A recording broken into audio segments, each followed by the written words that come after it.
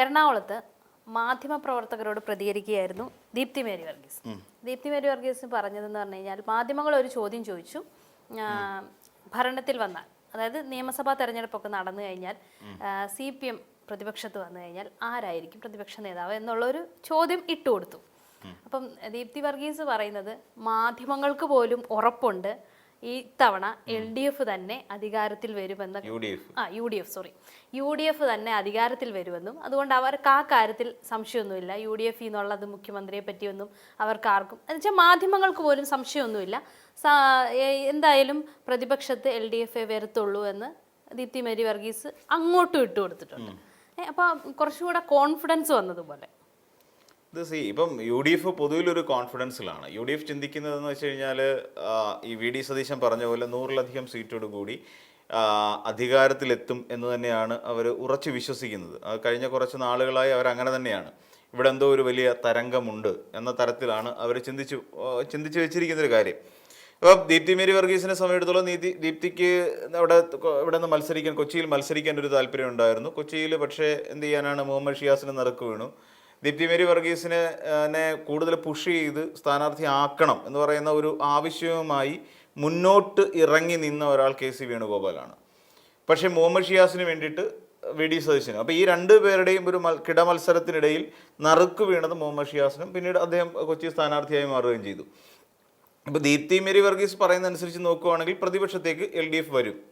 അപ്പോൾ ദീപ്തി ചോദിക്കുന്നൊരു ചോദ്യം, അപ്പം മുഹമ്മദ് റിയാസ് ആണോ പിണറായി വിജയനാണോ? അപ്പോൾ ഈ രണ്ടുപേരും ജയിക്കുമെന്നുള്ള കാര്യം തീർച്ചയാണ്.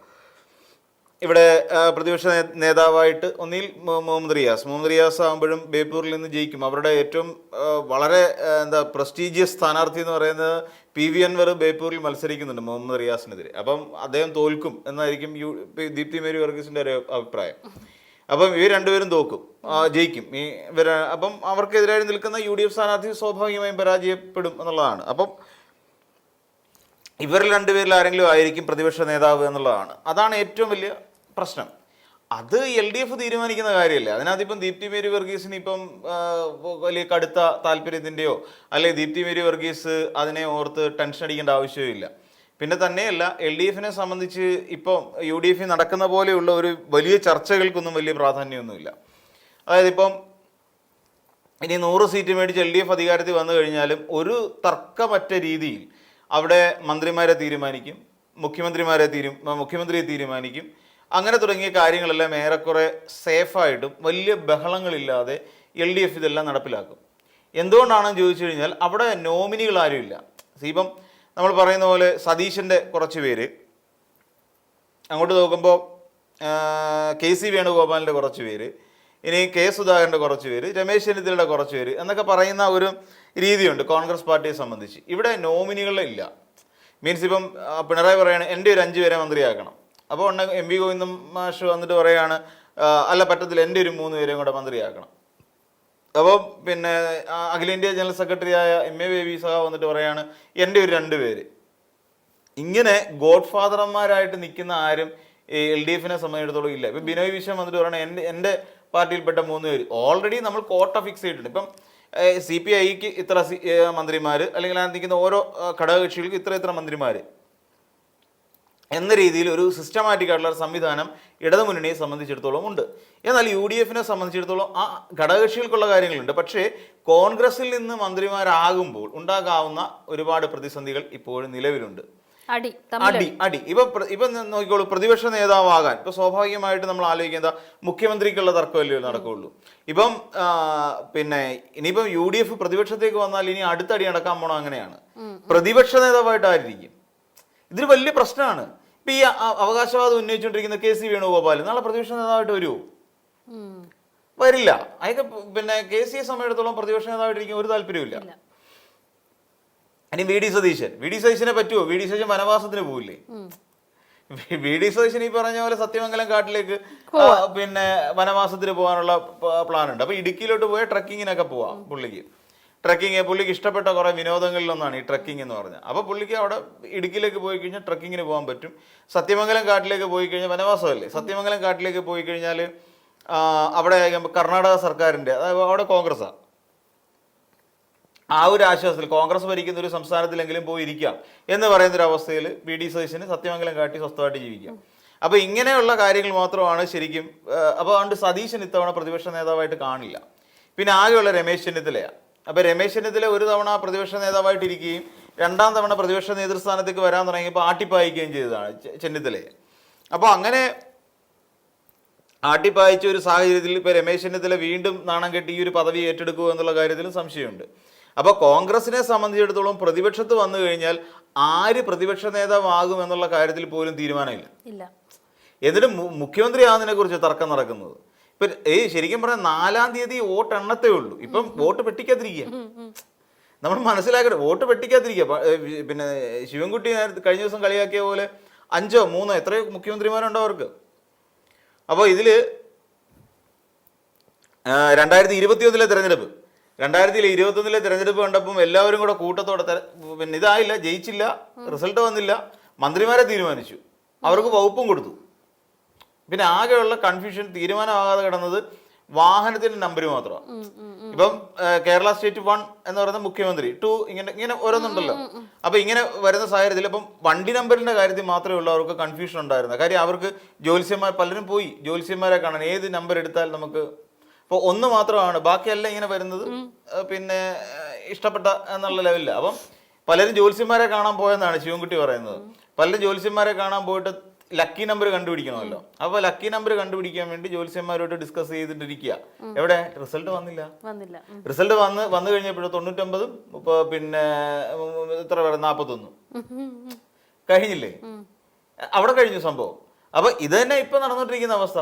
ഇപ്പോഴും മുഖ്യമന്ത്രി നമ്മൾ അറിയാഞ്ഞിട്ടാണ് പലയിടങ്ങളിലും പലരും മന്ത്രിമാരാകാൻ വേണ്ടി കുപ്പായം തയ്പ്പിച്ച് വെച്ചിരിക്കുക. ഇത് കോൺഗ്രസിന്റെ ഒരു പതിവ് ശൈലിയാണെന്നേ. അവര് കുപ്പായം തയ്പ്പിച്ച് തയ്യാറായിരിക്കുക. PV അൻവർ ആഭ്യന്തരം കിട്ടണം, വനവും കിട്ടണം, ഇതിലുണ്ടെങ്കിലേ PV അൻവർ വരുള്ളൂ. ഈ വി ഡി സതീശൻ അവിടെ പോയി പ്രസംഗിച്ചു, PV അൻവർ ഇവിടെ നിന്ന് വെറും ഒരു MLA ആയിട്ടായിരിക്കില്ല നിയമസഭയിലേക്ക് വരുന്നത് എന്ന് ബേപ്പൂരുകാരുടെ മുമ്പിൽ പോയി വി ഡി സതീശൻ പ്രസംഗിച്ചു. പിന്നെ ബേപ്പൂർ എന്ന് പറയുന്ന മണ്ണ് ഒരു ചുവന്ന മണ്ണായതുകൊണ്ട് തന്നെ അവിടെയുള്ള ജനങ്ങൾക്ക് അറിയാം വി ഡി സതീശൻ ഇതുവരെ പറഞ്ഞുകൊണ്ടിരുന്ന എല്ലാം കള്ളങ്ങളാണെന്നുള്ള കാര്യം. അപ്പോൾ ഇതും കള്ളമായിരിക്കും എന്നുള്ള കാര്യം അറിയാം. അപ്പോൾ അതുകൊണ്ട് PV അൻവർ ജയിക്കാനൊന്നും പോകുന്നില്ല. PV അൻവർ പറയുന്നൊരു കാര്യം, ഒന്നിൽ എനിക്ക് വനം വകുപ്പ് വേണം, വനവും ആഭ്യന്തരവും കൂടി വേണമെന്നാണ് പറയുന്നത്. ആഭ്യന്തരം എന്ന് പറയുന്നത് പിന്നെ വഴിയെ കൂടെ പോകുന്ന ഒരാൾക്ക് എടുത്ത് കൊടുക്കേണ്ടതാണോ ആഭ്യന്തര വകുപ്പ്? PV അൻവർ ആരാ? PV അൻവർ അസോസിയേറ്റ് അംഗമാണ്, അല്ലാതെ ഒരു ഘടകകക്ഷി എന്ന് പോലും അവകാശപ്പെടാൻ പറ്റില്ല. മുന്നണിയിലെ ഘടകകക്ഷി പോലും അല്ല. ആ ഘടകകക്ഷി അല്ലാത്ത ഒരാൾക്ക് എങ്ങനെയാണ് ആഭ്യന്തര വകുപ്പ് കൊടുക്കുന്നത്? അതെന്തൊരു ലോജിക്കാണ്? അല്ലെങ്കിൽ ആഭ്യന്തര വകുപ്പ് ഇതിനു മുമ്പ് ഭരിച്ച് വലിയ ശീലമുള്ള ഒരു വലിയ നേതാവാണോ PV അൻവർ? അല്ല. സോ PV അൻവറിനെ പോലൊരു നേതാവിനെ സംബന്ധിച്ചിടത്തോളം അല്ലെങ്കിൽ ഒരാൾക്ക് അങ്ങനെ ഒരു ആഭ്യന്തരമന്ത്രി പദവി ഒന്നും കൊടുക്കാൻ പറ്റില്ല. അതിനിപ്പോൾ എന്തെന്ന് പറഞ്ഞാലും KK രമ എന്താ പറഞ്ഞു, ഞാൻ മന്ത്രിസഭയിൽ അംഗമായിരിക്കില്ല എന്ന് KK രമ ഉറപ്പിച്ചു പറഞ്ഞു. കാര്യം എന്താ? എൻ്റെ രീതി വേറൊന്നാണ്. KK രമ ഒരു വിപ്ലവ പാർട്ടിയുടെ ആളാണ്. ഇപ്പൊ KK രമ പറയുന്ന അവരുടെ ഇപ്പൊ അവർ അസോസിയേറ്റ് അംഗമായി നിൽക്കുന്നുണ്ടെങ്കിലും കോൺഗ്രസിന്റെ അല്ലെങ്കിൽ UDFന്റെ എല്ലാ നയപരമായ കാര്യങ്ങൾക്കും ഒപ്പം പോകാൻ തനിക്ക് പറ്റില്ല. അതുകൊണ്ട് ഞാൻ ഒരിക്കലും മന്ത്രിസഭയിൽ അംഗമാകില്ല എന്ന് തൻ്റെ ഇടത്തോടെ ഉറച്ചു വിളിച്ചു പറഞ്ഞൊരു നേതാവ്, വനിതാ നേതാവ് എന്ന് പറഞ്ഞ KK രമയാണ്. ഇനിയിപ്പോൾ KK രമയ്ക്ക് സീറ്റ് കൊടുക്കുക മന്ത്രി ആക്കില്ല എന്ന് പറയുന്ന കാര്യമൊന്നുമില്ല. അപ്പം ഇവിടെയാണ് നമ്മൾ മനസ്സിലാക്കേണ്ട ഒരു കാര്യം. ഇവിടെ LDFനെ സംബന്ധിച്ച് ഇപ്പം പിന്നെ ദീപ്തി മേരി വർഗീസ് പറഞ്ഞനുസരിച്ച് നോക്കുകയാണെങ്കിൽ ഇവിടെ LDFനെ സംബന്ധിച്ച് ഇപ്പം ഭരണം കിട്ടിയില്ലെങ്കിൽ പ്രതിപക്ഷ നേതാവാകാൻ ഒരാൾ ഉണ്ടാകും. അതിനകത്ത് കൂടുതൽ തർക്കമോ അടിയോ പിടിയോ ഒന്നും നടക്കാൻ പോകുന്നില്ല. പാർട്ടി സെക്രട്ടേറിയറ്റ് കൂടും, അല്ലെന്നുണ്ടെങ്കിൽ ഇവിടെ പിന്നെ മുന്നണി യോഗം കൂടും. മുന്നണി യോഗത്തിൽ ഒരു തീരുമാനം എടുത്തതിന് ശേഷം ഒരാളെ കൃത്യമായിട്ട് അതിൻ്റെ എന്താ പറയുക പ്രതിപക്ഷ നേതാവായിട്ട് അവരോധിക്കും. അതിനകത്ത് പുറത്തു നിന്നുള്ള ദീപ്തി മേരി വർഗീസിന് സ്ഥാനാർത്ഥിത്വം പോലും കിട്ടിയില്ല. പിന്നെ എന്തോ ദീപ്തിക്ക് പിന്നെ ഇത്രയ്ക്ക് LDFനെ കുറിച്ച് ഇത് പറയാനുള്ള അവകാശം എന്താ? ധാർമ്മികമായ ഉത്തരവാദിത്വമൊന്നുമില്ല. അത് വേറൊരു കാര്യം. ആദ്യം ചെയ്യേണ്ടതെന്ന് വെച്ച് കഴിഞ്ഞാൽ നിങ്ങൾ ഒരു പ്രതിപക്ഷ നേതാവിനെ കണ്ടുവെക്കുക എന്നുള്ളതാണ്. UDFനെ സംബന്ധിച്ചിടത്തോളം UDF ഇപ്പൊ തന്നെ അതിനും കൂടെ ചർച്ച ഇടണം.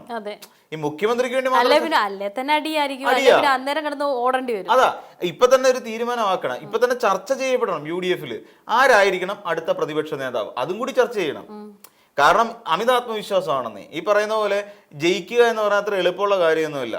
ആകപ്പാടെ കിട്ടിയത് UDFന് കഴിഞ്ഞ തവണ കിട്ടിയത് വെറും 41 സീറ്റുകളാണ്. അതിൽ 21 സീറ്റ് മാത്രമാണ് ഈ കോൺഗ്രസിനുള്ളത്. ബാക്കി ഘടകകക്ഷികൾക്കാണ് കിട്ടിയത്. ബാക്കി വരുന്ന 20ഓളം സീറ്റുകൾ വന്നത് പിന്നെ ഘടകകക്ഷികൾക്കാണ്. അപ്പോൾ ഈ 21 സീറ്റിൽ 21 സീറ്റ് UDF അല്ലെങ്കിൽ കോൺഗ്രസ് നിലനിർത്തണം. നമ്മൾ മനസ്സിലാക്കേണ്ട കാര്യം ഇതാ, ആ 21 സീറ്റ് കിട്ടിയ കോൺഗ്രസ് ആ 21 സീറ്റ് നിലനിർത്തിയിട്ട് വേണം ബാക്കി പിടിക്കേണ്ടത്. ബാക്കി അത്രയും സീറ്റുകൾ, അപ്പോൾ 21 പോയിട്ട് ബാക്കി ഏണ്ട് 70-ലധികം സീറ്റുകൾ പിന്നെ 50-ലധികം സീറ്റുകൾ പിടിക്കണം. ഇത് പ്രാക്ടിക്കലി പോസിബിൾ ആണോ എന്ന് ആലോചിക്കണം. അപ്പോൾ 21 സീറ്റ് നിലനിർത്തിയിട്ട് ബാക്കി 50ഓളം സീറ്റുകൾ പിടിക്കേണ്ടി വരും. അതിൽ ആ പാടെ 15-20 ഒക്കെ 20 സീറ്റ് അവരുടെ പോയി കഴിഞ്ഞാലും ബാക്കി കിടക്കുകയാണ് 30 സീറ്റ്. ഉണ്ടാക്കണ്ടേ? എവിടെ നിന്നുണ്ടാക്കും? കേരള കോൺഗ്രസ് ജയിക്കാനൊന്നും പോകുന്നില്ല എല്ലായിടത്തും ഒന്നും. പറ്റിയാൽ മോൻസ് ജോസഫ് ജയിക്കും. അതിൽ കൂടുതൽ ആരും ജയിക്കാനുള്ള ഒരു സാധ്യതയില്ല. അപ്പം എന്ത് ചെയ്യും? അപ്പോഴും ജയിക്കുക എന്ന് പറയുന്നത് അത്ര ഈസി ടാസ്ക് അല്ല ഇത്. പിന്നെ കാര്യം കോൺഗ്രസിനെ സംബന്ധിച്ചിടത്തോളം ഒരു ഫിക്സഡ് ഡെപ്പോസിറ്റ് എന്ന് പറയുന്ന ഒരു മണ്ഡലം ഇല്ലെന്നേ. ആകെയുള്ള എറണാകുളം ജില്ലയിൽ ആകെപ്പാടെ 10-15 സീറ്റുകൾ മാത്രമാണ്. 12 എങ്ങാണ്ട് എറണാകുളത്ത്, ബാക്കിയുള്ള പിന്നെ കോട്ടയം, ഇടുക്കി, ബാക്കിയൊന്നും കോൺഗ്രസിന് ഫിക്സഡ് ആയിട്ടൊന്നും ഇല്ല, വേറെ എങ്ങും ഇല്ല. അപ്പം ഇത് മനസ്സിലാക്കണം. പിന്നെ എങ്ങനെയാണ് ഇത്രയും വലിയൊരു നേട്ടത്തിലേക്ക് എത്തുക എന്നുള്ള രണ്ടാമത്തെ ചോദ്യം. സോ അതുകൊണ്ട് പ്രതിപക്ഷ നേതാവ് ആരാകണം എന്നുള്ള കാര്യത്തിലും കോൺഗ്രസ് ചർച്ച ചെയ്യേണ്ടതുണ്ട്. ഇല്ലാന്നുണ്ടെങ്കിൽ ഇവിടെ LDF അധികാരത്തിൽ വന്ന് മന്ത്രിമാരെയും തീരുമാനിച്ച് ആദ്യത്തെ മന്ത്രിസഭാ യോഗം കൂടിയിരുന്നാലും ശരി, ഇവിടെ കോൺഗ്രസ്സുകാർ പ്രതിപക്ഷ നേതാവിനെ ഉണ്ടാക്കത്തില്ല. അതിനകത്ത് അടി നടന്നുകൊണ്ടേയിരിക്കും. ഇപ്പൊ തന്നെ എന്തൊക്കെയോ ചില ബോംബുകൾ പൊട്ടാനുണ്ട്. ഈ 4-ാം തീയതി കഴിയുമ്പോൾ പല ബോംബുകളും പൊട്ടുമെന്നാണ് പൊതുവെ ഉള്ള ഒരു റൂമർ വന്നുകൊണ്ടിരിക്കുന്നത്.